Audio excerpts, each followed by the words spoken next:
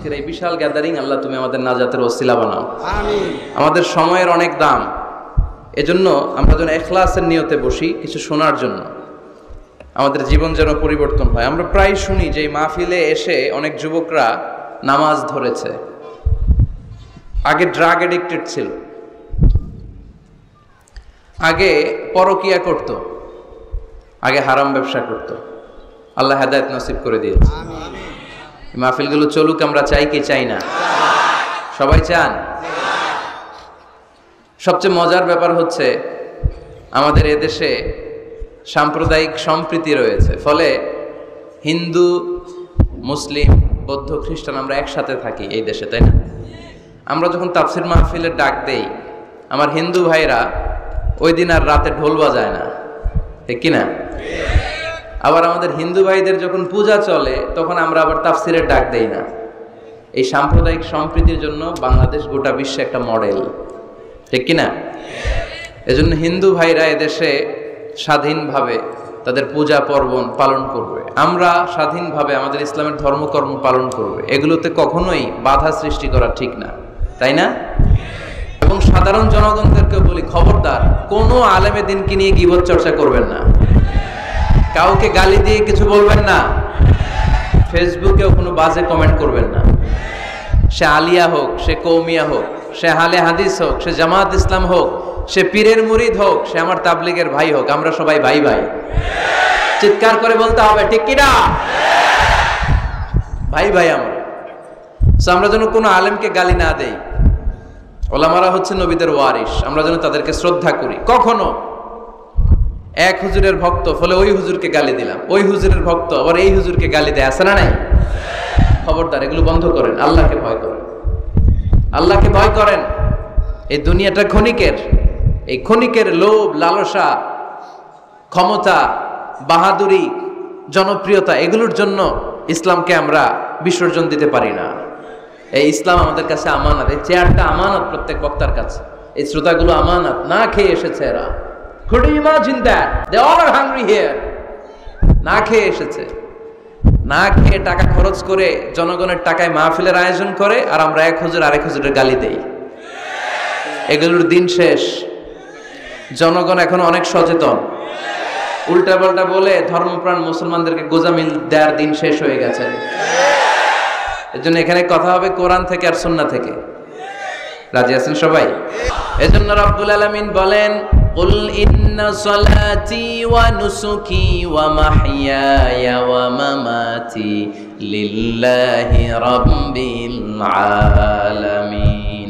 নবী, হ্যাঁ আপনি বলে দেন, আমার নামাজ, আমার যাকাত, আমার রোজা, আমার হজ, আমার জীবন, আমার মরণ সব কিছু হবে একটা সত্তার জন্য, তিনি কে? তো সব যদি আল্লাহর জন্য হয়, বিয়েটাও কার জন্য? বিয়েটা আসলে ইবাদত। যারা বিয়েটাকে শুধু আনন্দ মনে করে, খেয়াল করেন, এদিকে তাকান, যারা বিয়েটাকে শুধু আনন্দের জন্য করে, এরা বিয়ের পরপরই হতাশ হয়, কারণ আনন্দ বেশি দিন থাকে না। রং ধরা যৌবন জং ধরে নাই। এই সুন্দর শরীরের সৌন্দর্য, এটা 3 বছর 4 বছর, একটা দুইটা বাচ্চা হলে আগের সৌন্দর্য থাকে? তো বিয়েকে যারা take it as a pleasure, যারা আনন্দ হিসেবে নেয়, তারা বিয়ের পরপরই হতাশ হয়, আর এই হতাশা চলতে থাকে আজীবন। আর যে বিয়েকে যারা ইবাদত হিসেবে নেয়, তারা বিয়ের পরপরই হাজব্যান্ড আর ওয়াইফ একে অপরের উপর সন্তুষ্ট হয়, আর এই সন্তুষ্টি চলতে থাকে আজীবন, ঠিক কিনা? তাহলে বিয়ের প্রধান উদ্দেশ্য হবে, আমরা যারা মুসলমান, আমাদের ইবাদত। বিয়েটা কি? 2 নাম্বার তাআরুফ, টু নো ইচ আদার, পরিচিতি। আল্লাহ বললেন, জাআলনাকুম শুউবান ওয়া ক্বাবাইলা লিতাআরাফু। আমি তোমাদেরকে বিভিন্ন গোত্রে গোত্রে পাঠিয়েছি। কাউরে পাঠাইছি পাকিস্তান, এই যে আমি বাংলাদেশের নাগরিক হব, এই দেশের সন্তান হব, এটা কি আমার ইচ্ছায়? কথা বলেন না কেন? কার ইচ্ছায়? পাকিস্তানের প্রেসিডেন্ট ইমরান খান যে পাকিস্তানে আসবে, কার ইচ্ছায়? ডোনাল্ড ট্রাম্প যে আমেরিকায় আসবে, এটা কার ইচ্ছায়? আল্লাহ এক একজনকে এক এক জায়গায় পাঠালেন, প্রত্যেককে আল্লাহ তাআলা একটা নাম দিলেন, একটা গ্রাম দিলেন, একটা পরিচয় দিলেন, ঠিক কি না? আল্লাহ বললেন, এক একজনকে এক এক এলাকায় পাঠালাম। কারো বাড়ি ফরিদপুর, কারো বাড়ি সিলেট, কারো বাড়ি চট্টগ্রাম। চট্টগ্রামের ছেলে যে ফরিদপুরের মেয়েকে বিয়ে করে, আছে না নাই? আবার ফরিদপুরের ছেলে যে নোয়াখালীর মেয়ে আনে, আছে না নাই? সম্মানিত ভাইয়েরা, বিশেষ করে যুবকরা মনে রাখবা, বিয়ে একটা ছেলের সাথে একটা মেয়ের সম্পর্ক না, বিয়ে শুধু বর আর কনের সম্পর্ক না, বিয়ে একটা পরিবারের সাথে আরেকটা পরিবারের সম্পর্ক, একটা বংশের সাথে আরেকটা বংশের সম্পর্ক, এক গোত্রের সাথে আরেক গোত্রের সম্পর্ক। এই বিয়ে পৃথিবীর অনেক যুদ্ধ থামিয়ে দিয়েছে। আগে দুই গোত্রের যুদ্ধ ছিল, পরে এই গোত্রের এক ছেলে এই গোত্রের মেয়েরে পছন্দ করছে, এরপরে বিয়ের পরে এরা হয়ে গেছে এদের শালা গোষ্ঠী। আগে পাইলেই কুপাইতো, এখন শালা শালা বলে ডাকে, আছে না নাই? তাহলে তাআরুফ, বিয়েতে সম্পর্ক বাড়ে, বিয়ের মাধ্যমে ট্রাঙ্কুইলিটি, পিস এন্ড কম্প্যাশন হয়। লিতাসকুনু ইলাইহা ওয়া জাআলা বাইনাকুম মাওয়াদ্দাতাও ওয়া রাহমা। আল্লাহ বললেন, ওয়া মিন আয়াতিহি আন খালাকা লাকুম মিন আনফুসিকুম আজওয়াজা লিতাসকুনু ইলাইহা ওয়া জাআলা বাইনাকুম মাওয়াদ্দাতাও ওয়া রাহমা ইন্না ফী যালিকা লাআয়াতিন লিকওমিন ইয়াতাফাক্কারুন। সুবহানাল্লাহ পড়েন। আল্লাহ বললেন, আমার অসাধারণ সৃষ্টিগুলোর মধ্য থেকে, নিদর্শনগুলোর মধ্য থেকে অন্যতম নিদর্শন হলো আন খালাকা লাকুম মিন আনফুসিকুম আজওয়াজা, তোমাদের মধ্য থেকে তোমাদের স্ত্রীদেরকে আমি বানালাম। সেই স্ত্রীদের সংস্পর্শ যখন তোমরা পাও, তোমাদের হৃদয়টারে প্রশান্ত করে দেয় কে? স্বামী যখন স্ত্রীর সান্নিধ্য পায়, এক অস্থির মানুষ তখন স্থির হয়ে যায়, ঠিক কিনা? অনেক ছেলে দেখবেন খুব অস্থির টাইপের, এদিকে দৌড়ায় ওদিকে দৌড়ায়, মন বস না, এটার বিয়ে করায় দেন। কি করায় দিবেন? দেখবেন একেবারে ঠান্ডা হয়ে গেছে, স্থির হয়ে গিয়েছে। বিয়ে অস্থির চিত্তকে স্থির চিত্তে রূপান্তরিত করে। সুবহানাল্লাহ পড়বেন না? স্বামী যখন স্ত্রীর সান্নিধ্য পায়, স্ত্রী যখন স্বামীর সান্নিধ্য পায়, উভয়কে প্রশান্তি নাজিল করে কে? উভয়ের হৃদয়টা আল্লাহ প্রশান্ত করে দেয়। তাহলে বিয়ের আরেকটা উদ্দেশ্য হচ্ছে প্রশান্ত হওয়া, এই অস্থির চিত্তটাকে স্থির বানানো। আবার একজন বলেছে যে হ্যাঁ হুজুর, বিয়েতে বংশবৃদ্ধি হয়, হিউম্যান রিপ্রোডাকশন হয়, বংশবৃদ্ধি খুবই জরুরি। One of the major objective of শরিয়া, মাকাসিদুশ শরিয়ার একটা গুরুত্বপূর্ণ অবজেক্টিভ হচ্ছে হিফজুন নাসল, প্রজন্মকে সংরক্ষণ। এই যে আমরা আমাদের ভবিষ্যৎ প্রজন্ম নিয়ে টেনসড, চিন্তিত, তাই না? এগুলো নামাজি হবে কিনা, এগুলো আল্লাহওয়ালা হবে কিনা, এদের ছেলে আবার আমাদের যে নাতিপুতি হবে এরা কেমন হবে, চিন্তা আছে না নাই? এজন্য প্রজন্ম সংরক্ষণ করে যাওয়া। এই একের পর এক যে প্রজন্ম আসবে, প্রজন্মের বিস্তার ঘটে বিয়ের মাধ্যমে। বিয়ে ছাড়া প্রজন্ম বিস্তার হয়? কথা বলেন। এক যুবক পীর সাহেব হুজুরের কাছে দোয়া চাইছে, হুজুর দোয়া করেন আল্লাহ যেন আমার একটা ছেলে দেয়। হুজুর দোয়া করছেন, ছেলে হয় নাই। পরের বছর আইসা আবার হুজুর দোয়া করবেন আল্লাহ যেন ছেলে দেয়, ছেলে হয়নি। আবার চাইলেন, হুজুর একটু দোয়া করেন আল্লাহ যেন ছেলে দেয়। হুজুর আবার দোয়া করলেন, ছেলে হয়নি। হুজুর তো অবাক, ঘটনা কি, ওর হয় না কেন সন্তান? পীর সাহেব হুজুর ডেকে পাঠাইছে, এদিকে এসো, বাবা তোমার সন্তান হয় না? না। কয় না হুজুর, 3 বার দোয়া করছেন, 3 বছর ধরে হয় নাই। পীর সাহেব হুজুর বলে, বাবা তুমি বিয়ে করছো? কয় না। তো তুমি বিয়ে না করলে সন্তান কিভাবে হবে? আগে বিয়ের পর্বটা তো সারবি রে বাপ, আগে এই পর্বটা সার, তারপরে সন্তান দিবে কে?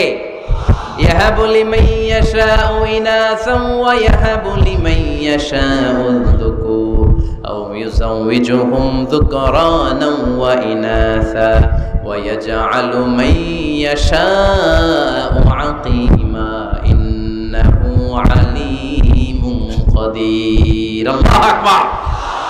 আল্লাহ বললেন, আমি এমন সত্তা, যারে চাই তারে ছেলে দেই। আমি তোদের এমন রব, যারে চাই তারে মেয়ে দেই। আমি তোদের এমন আল্লাহ, যারে চাই তারে ছেলেও দেই, সাথে সাথে মেয়েও দেই। আবার আমি তোমাদের এমন আল্লাহ, যারে চাই তারে ছেলেও দেই না, মেয়েও দেই না। তিনি কে?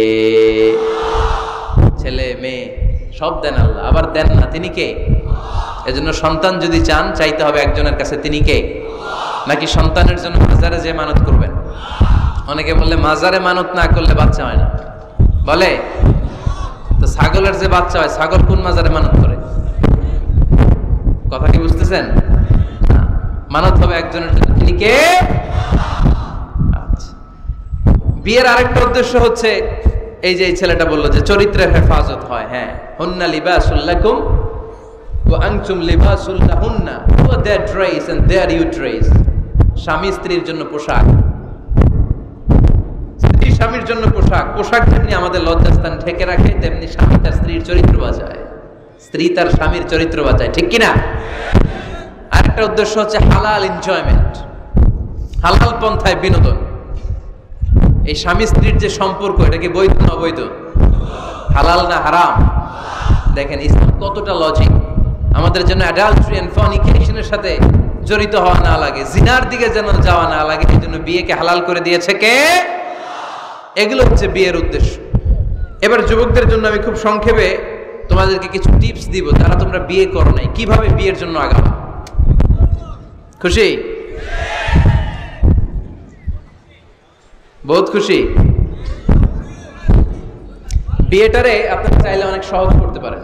মসজিদে বিয়ে করাবেন। মসজিদে। কোথায়? মসজিদে। আগে হইতো না হুজুর? আমাদের কালচার ছিল আগে মসজিদে বিয়ে হইতো, বিচার হতো মসজিদে। বিষ্ণু ঈসা ইসলামের মসজিদে নববী এট এ টাইম এটা ছিল নামাজের জায়গা, ইবাদত গাহ। এট এ টাইম এটা ছিল বিশ্বনবীর সচিবালয়, এটাই বিশ্বনবীর গণভবন, এটাই বিশ্বনবীর বঙ্গভবন, এটাই সেক্রেটারিয়েট, এটাই সেনাবাহিনীর ক্যান্টনমেন্ট, এটাই ডিজিএফআই এর হেডকোয়ার্টার, এটাই এনএসআই এর ভবন। চিল্লায় বলেন ঠিক কিনা? এখন আমরা মসজিদ দিছি একদিকে, সমাজ নিয়ে গেছি আরেকদিকে। সমাজ এক পাল্লায় রাখছি, নামাজ রাখছি আরেক পাল্লায়। সমাজ আর নামাজকে আলাদা করা চলবে না মুসলমান। সমাজ আর নামাজ একসাথে সমান্তরাল গতিতে প্যারালাল লাইনে উঠায় দিতে হবে। চিল্লায় বলো ঠিক কিনা? মসজিদে বিয়ে করান, কি নিয়ে যাবেন জানেন? খেজুর। বাবা মেয়ের ইজেন নিয়ে যাবে, বাবা এসে বসবে, ছেলেকে ইজাব কবুল, দুইজন উইটনেস সাক্ষী, বিয়ে হয়ে যাবে। বিয়ে শেষ, খেজুর খাওয়াই দেবে।